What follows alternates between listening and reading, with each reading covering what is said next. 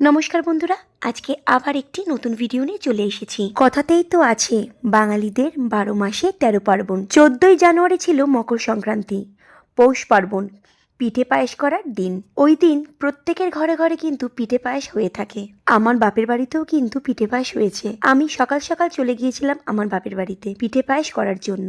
প্রত্যেক বছরই কিন্তু আমি এই দিনকে বাপের বাড়িতে সকাল সকাল চলে যাই পিঠে পায়েস করব বলে। ছোটবেলাতে ঠাকুমার হাতের প্রচুর পিঠে পায়েস খেয়েছি।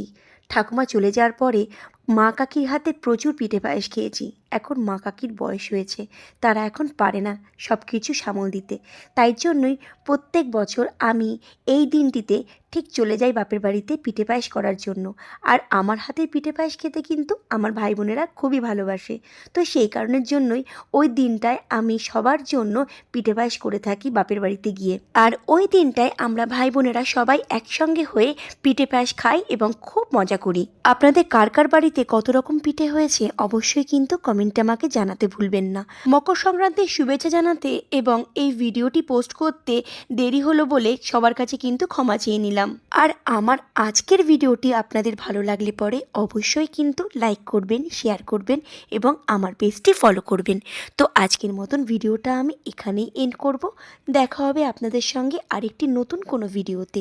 তো ততক্ষণের জন্য টাটা।